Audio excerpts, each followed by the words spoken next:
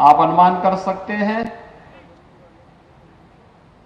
कि जब देवी स्वयं शक्ति की अधिष्ठात्री देवी है तो उनका अनुष्ठान, उनका पूजन ऊर्जा प्राप्त करने का भी एक आध्यात्मिक आयोजन है।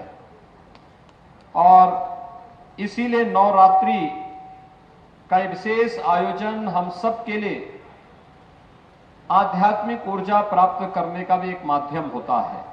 लोग इस अवसर पर अनुष्ठान करते हैं, देवी मंदिरों में श्रद्धालु जन जाकर के दर्शन करते हैं, पूजन करते हैं, विशेष आयोजन करते हैं। और आज ये मेरा सौभाग्य है कि जब भारतीय नव संवत्सर की तिथि चैत्र शुक्ल प्रतिपदा से मां भगवती के अनुष्ठान के साथ प्रारंभ हुई है और इस अवसर पर मुझे महात्मा बुद्ध की इस पावन धरा पर सिद्धार्थनगर जनपद में एक बार फिर से आने का अवसर प्राप्त हुआ है। मैं आप सबका हृदय से अभिनंदन करता हूं। भाइयों बहनों, अभी हाल ही में उत्तर प्रदेश देश की सबसे बड़ी आबादी के इस राज्य में विधानसभा का चुनाव संपन्न हुआ है।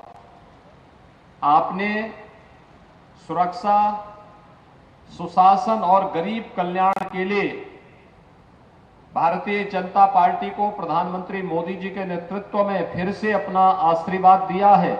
मैं आप सबका हृदय से आभार व्यक्त करता हूं, आप सबको हृदय से धन्यवाद भी देता हूं। सिद्धार्थनगर जनपद में मुझे कई बार आने का अवसर प्राप्त हुआ। जब पिछली बार मुझे प्रधानमंत्री जी ने और पार्टी ने प्रदेश की जनता की सेवा का अवसर मुख्यमंत्री के रूप में करने का अवसर दिया था, तो मेरे 14-15 दौरे जनपद के विकास की दृष्टि से हुए थे। विभिन्न प्रकार के अभियानों के साथ उस समय मुझे आपके साथ नजदीक से जुड़ने का अवसर प्राप्त हुआ था।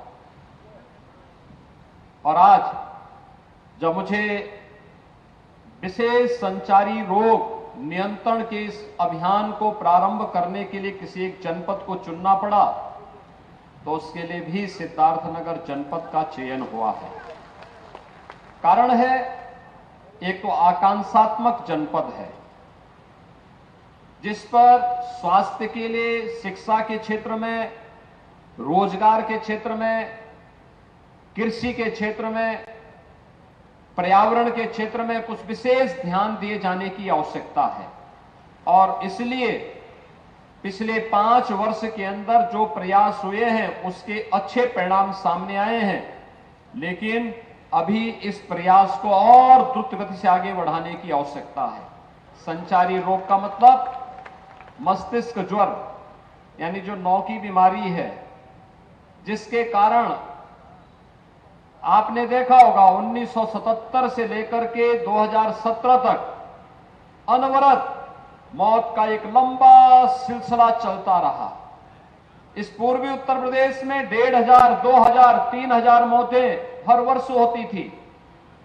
लेकिन प्रधानमंत्री मोदी जी के मार्गदर्शन में प्रदेश सरकार ने जब इसके खिलाफ कमर कसी और अंतर विभागीय समन्वय, स्वच्छ भारत मिशन, शुद्ध पेयजल की आपूर्ति के साथ साथ ASHA worker, anganwadi, health worker, UNICEF, WHO, पाक जैसी संस्थाओं के साथ मिलकर के जब हम लोगों ने इस अभियान को और आगे बढ़ाने का कार्य किया, तो 40 वर्षों में जो लोग केवल आश्वासन देते थे, जो लोग कुछ नहीं कर पाए, हमने मात्र 4 से 5 साल के अंदर इंसेफ्लाइटिस को पूरी तरह समाप्त करने का कार्य करने में आप सबके सहयोग से आज सफलता प्राप्त की है। इंसेफ्लाइटिस इस क्षेत्र का एक अभिशाप बन चुका था, यानी मस्तिष्क ज्वर इस क्षेत्र का एक अभिशाप बन चुका था। लेकिन विशेष संचारी रोग नियंत्रण का यह अभियान और दस्तक अभियान,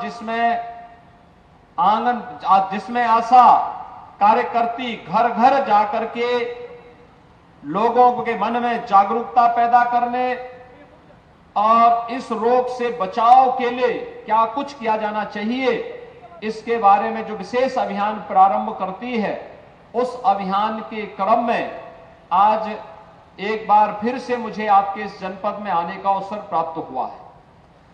भाइयों बहनों, हमारे पूर्वज एक बात कहते थे कि रोग के उपचार से महत्वपूर्ण बचाव है। ये जागरूकता का कार्यक्रम जो अभी प्रारंभ हो रहा है, ये उसी बचाव के लिए हम सबको तैयार करने का एक माध्यम है। हम अपना बचाव करें और बचाव करने के साथ ही हम फिर अगर कोई बीमार हो जाता है तो अगले कुछ दिनों में जब आशा वर्कर घर घर जाकर के लोगों को बताएगी कि रोग के उपचार के साथ साथ अगर बीमारी होती है तो बिना इंतजार किए हमें कौन से हॉस्पिटल में कब पहुंचना है, अगर आप उसके साथ जुड़ेंगे तो मेरा यह मानना है कि चाहे वह मस्तिष्क ज्वर हो, मलेरिया हो, डेंगू हो, चिकनगुनिया हो, कालाजार हो, इन सब का तो समाधान होगा ही। लेकिन आज तो प्रधानमंत्री मोदी जी के नेतृत्व में हम लोगों ने न केवल फाइलेरिया बल्कि ट्यूबरक्लोसिस को भी पूरी तरह समाप्त करने का एक संकल्प ले लिया है कि अब इन प्रकार की बीमारियों को कहीं भी हम टिकने नहीं देंगे, उत्तर प्रदेश की धरती पर टिकने नहीं देंगे। और जब स्वास्थ्य की बात होगी तो 5 वर्ष में सर्वाधिक मेडिकल कॉलेज बनाने का रिकॉर्ड भी उत्तर प्रदेश के अंदर है, उत्तर प्रदेश के पास है। हम लोगों ने तो श्री माधव प्रसाद त्रिपाठी जी की स्मृति में महात्मा बुद्ध की इस पावन धरा पर मेडिकल कॉलेज के निर्माण का कार्य भी अपना पूरा कर दिया और पहले सत्र के बच्चे यहां पर एडमिशन ले चुके हैं। ये मेडिकल कॉलेज हेल्थ इंफ्रास्ट्रक्चर प्रधानमंत्री स्वास्थ्य सुरक्षा योजना के अंतर्गत हम लोगों ने विगत 5 वर्ष के अंदर 33 नए मेडिकल कॉलेज निर्माण का कार्य आगे बढ़ाया था, जिसमें से हम 17 मेडिकल कॉलेज में पठन पाठन का कार्य प्रारंभ कर चुके हैं, उनको आगे बढ़ा चुके हैं और अगले 1 वर्ष के अंदर हम लोग 17 से 18 नए मेडिकल कॉलेज प्रारंभ करेंगे, जिससे प्रदेश के अंदर मेडिकल एजुकेशन की भी समस्या का समाधान हो जाएगा और साथ साथ लोगों को बेहतरीन विशेषज्ञ स्वास्थ्य सुविधा भी यहां पर प्राप्त होगी। और इस दृष्टि से जब विधानसभा का चुनाव संपन्न हुआ है, मैं आप सबको भारी बहुमत से विकास के लिए, सुरक्षा के लिए, सुशासन के लिए, गरीब कल्याण के लिए एक बार फिर से अपना आशीर्वाद देने के लिए हृदय से आप सबको मैं हृदय से धन्यवाद देता हूं। भाइयों बहनों, हम लोगों ने विगत 2 वर्ष के दौरान इस सदी की सबसे बड़ी महामारी कोरोना का सामना किया। कोरोना महामारी के कारण दुनिया के अंदर लाखों लोगों ने अपनी जान गंवाई, लेकिन देश के अंदर प्रधानमंत्री मोदी जी के नेतृत्व में बेहतरीन कोरोना प्रबंधन का जो मॉडल खड़ा हुआ, दुनिया ने उसकी सराहना की और उत्तर प्रदेश ने आप सभी के सहयोग से, सभी जनप्रतिनिधि, सभी हेल्थ वर्कर, सभी कोरोना वॉरियर्स, आंगनबाड़ी, आशा वर्कर, एएनएम, इन सभी ने मिलकर के एक एक घर में जाकर के दस्तक अभियान के माध्यम से निगरानी समितियों को मजबूती प्रदान करते हुए ग्राम प्रधानों ने, पार्षदों ने, सभी जनप्रतिनिधियों ने मिलकर के इस अभियान का हिस्सा बनकर के मेडिसिन किट हर लक्षण युक्त व्यक्ति को देने का जो कार्य किया, उसका परिणाम रहा उत्तर प्रदेश का मॉडल दुनिया के अंदर बेहतरीन मॉडल के रूप में माना गया। बेहतरीन कोरोना प्रबंधन उत्तर प्रदेश का, जिसमें फ्री टेस्ट, फ्री उपचार, फ्री वैक्सीन, उत्तर प्रदेश अब तक 30 करोड़ वैक्सीन की डोज उत्तर प्रदेश के नागरिकों को उपलब्ध करा चुका है। और जब डबल इंजन की सरकार होगी तो डबल डोज राशन की भी प्राप्त होगी ही, और ये डबल डोज राशन की भी प्रदेश के हर जरूरतमंद को उपलब्ध करवाने का कार्य भी किया गया। भाइयों बहनों, हम सबको विकास की इस प्रक्रिया को निरंतर आगे बढ़ाए रखना है। आज भगवान बुद्ध के समय का जो एक चावल काला नमक चावल के रूप में विख्यात था, कहते हैं इसका अनुसंधान उस कालखंड में हुआ था और आज उस कालखंड में जिस चावल का अनुसंधान हुआ था उसकी खुशबू जो केवल पहले सिद्धार्थनगर जनपद तक सीमित थी, आज वह देश के अंदर पहुंच चुकी है। अब इसको दुनिया के अंदर महात्मा बुद्ध की तरह ही काला नमक चावल की खुशबू को पहुंचाना है। इसीलिए हम लोगों ने एक जनपद एक उत्पाद में काला नमक चावल को जनपद सिद्धार्थनगर के साथ जोड़ा है। इसके अनुसंधान की रफ्तार को थमने नहीं देनी है, इसके अभियान को निरंतरता देनी है, विकास की प्रक्रिया निरंतर चलती रहे, ये हमारा प्रयास होना चाहिए और उस प्रयास के तहत हमारा अभी से कार्य प्रारंभ हो। आज संचारी रोग नियंत्रण का अभियान भी प्रारंभ हो रहा है। मां दुर्गा के अनुष्ठान से प्राप्त होने वाली शक्ति किसी भी प्रकार के रोग से, शोक से, संताप से संपूर्ण मानवता को मुक्त करने में अपना योगदान देगी। इस विश्वास के साथ जगत जननी मां भगवती से मैं यही प्रार्थना करता हूं और आप सबका मैं आह्वान करूंगा कि आज जो विशेष अभियान चल रहा है, इस विशेष अभियान के साथ हम सब जुड़ करके कार्य करें। स्वच्छ भारत मिशन में हर जरूरतमंद के घर में शौचालय बने। 2,61,00,000 गरीबों के लिए हम लोगों ने प्रदेश भर में शौचालय बनाए। जिन लोगों के पास सिर ढकने के लिए छत नहीं थी, ग्रामीण और शहरी क्षेत्र में ऐसे 43.5 लाख गरीबों को एक एक आवास उपलब्ध करवाने का कार्य किया गया। जिन लोगों के पास राशन के कार्ड नहीं थे, ऐसे 15 करोड़ लोगों को राशन की सुविधा फ्री में उपलब्ध करवाने का कार्य कोरोना जैसी महामारी के दौरान किया गया। और आज हम सब इसीलिए आए हैं कि ये जितना भी अभियान चल रहा है, उत्तर प्रदेश के प्रत्येक नागरिक को स्वस्थ बनाए रखने के लिए मेरा अनुरोध होगा आप लोगों से। स्वास्थ्य की सुविधाओं में तेजी के साथ वृद्धि हो रही है और आयुष्मान भारत कार्ड, मुख्यमंत्री जन आरोग्य योजना के अंतर्गत जो गोल्डन कार्ड बनाए जाने हैं, ये कार्ड हर वह व्यक्ति बना ले जिसका नाम उस सूची में आ चुका है, क्योंकि उस कार्ड के माध्यम से आप जहां कहीं भी जाएंगे इम्पैनल्ड हॉस्पिटल में आपको फ्री में उपचार की सुविधा उपलब्ध हो जाएगी और साथ साथ सरकार को भी इस कार्यक्रम को सफलतापूर्वक अन्य लोगों तक पहुंचाने में भी सफलता प्राप्त हो जाएगी। कोई जरूरतमंद व्यक्ति उपचार के अभाव में न रहने पाए, कोई जरूरतमंद व्यक्ति शिक्षा से वंचित न होने पाए, कोई भी जरूरतमंद व्यक्ति हर उस व्यक्ति तक शासन की योजनाओं का लाभ पहुंचे, ये हमारा प्रयास होना चाहिए। और भाइयों बहनों, हमारा प्रयास होना चाहिए कि हम कहीं भी गंदगी न होने दें। याद रखना, स्वच्छता इसका अभियान का हिस्सा है। मच्छर पे गंदगी होगी तो मच्छर पैदा होंगे, मच्छर होंगे, मलेरिया होगा, इंसेफ्लाइटिस होगा, डेंगू होगा, कालाजार होगा, चिकनगुनिया होगा। और इसलिए हमारा प्रयास होना चाहिए गंदगी न हो, जल जमाव न हो, कहीं भी ऐसी स्थिति न हो जिसके कारण किसी भी प्रकार के मच्छर या अन्य ऐसे बैक्टीरिया को पैदा होने का अवसर मिले जो तमाम प्रकार की बीमारियों का कारक बने और फिर निर्दोष लोगों के जीवन को लीलने का कार्य करे। ये विशेष अभियान इसी के साथ चल रहा है। इसमें स्वच्छता के कार्यक्रम को हमें प्राथमिकता के आधार पर आगे बढ़ाना होगा, सैनिटाइजेशन की कार्रवाई को आगे बढ़ाना होगा।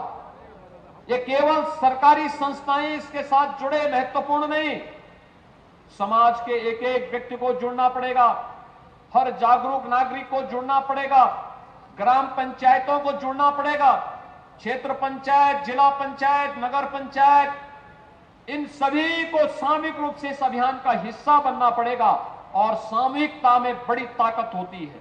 इस सामूहिक ताकत जब आगे जाएगी तो इंसेफ्लाइटिस यानी मस्तिष्क ज्वर के साथ साथ डेंगू है, मलेरिया है, फाइलेरिया है, चिकनगुनिया है, ये जितनी भी अन्य बीमारियां हैं, इनसे तो हमें राहत देगी ही, कोई रोग दूर दूर तक आप तक पटकने नहीं पाएगा। याद रखना, कोई पर्व और त्योहार होने के पहले हम सफाई पर ध्यान देते हैं, स्वच्छता पर ध्यान देते हैं। इसके पीछे का कारण ही है, हम साफ रखेंगे, मां दुर्गा का आगमन होगा, मां लक्ष्मी का आगमन होगा, मां सरस्वती का आगमन होगा।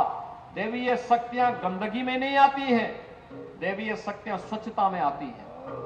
और उस स्वच्छता के प्रति हमें आग्रह बनना पड़ेगा, उस स्वच्छता को अपने जीवन का हिस्सा बनाना पड़ेगा।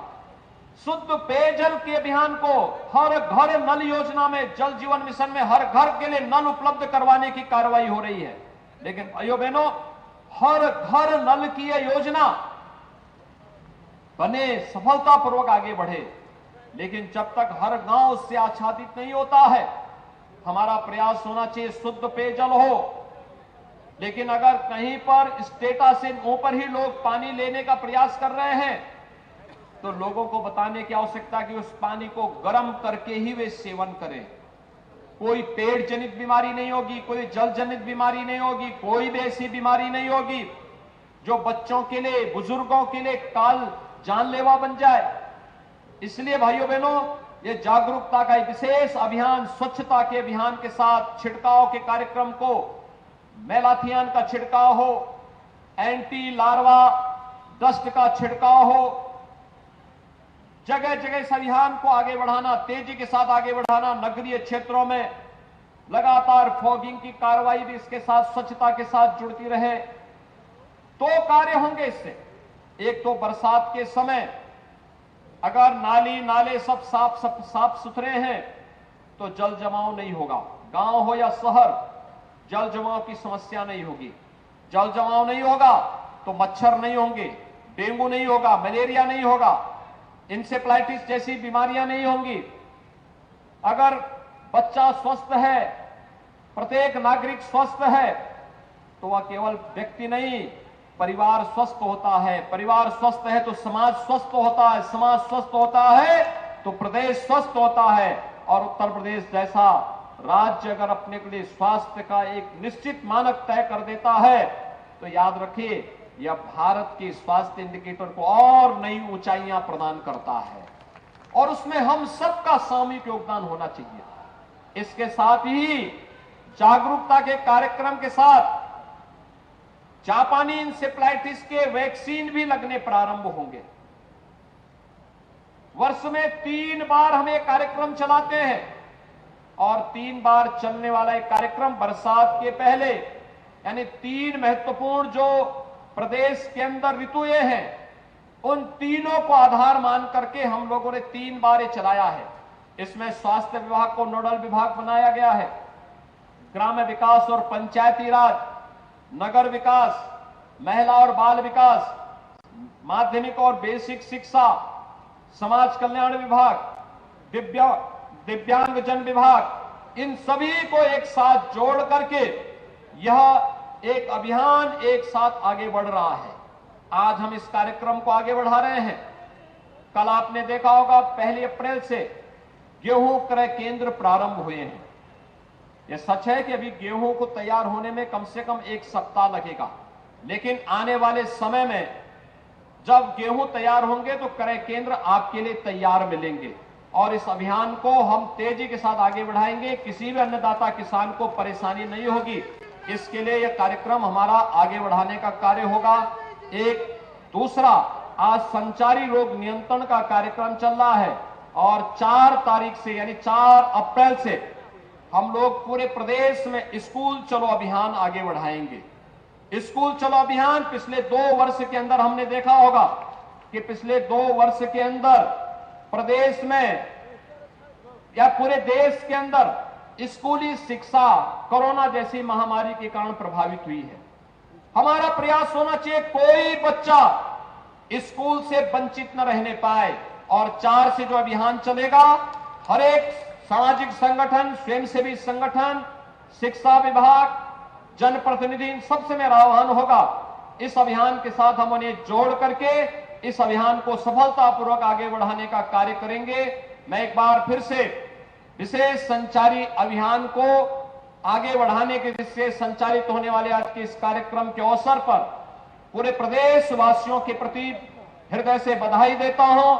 उन्हें भारतीय नव संवत्सर की अपनी शुभकामनाएं देता हूं और विश्वास व्यक्त करता हूं ये कार्यक्रम सफलतापूर्वक आगे चल करके पूरे प्रदेश के अंदर प्रत्येक नागरिक को प्रदेश के अंदर संचारी रोगों से बचाने में महत्वपूर्ण भूमिका का निर्वहन करेगा।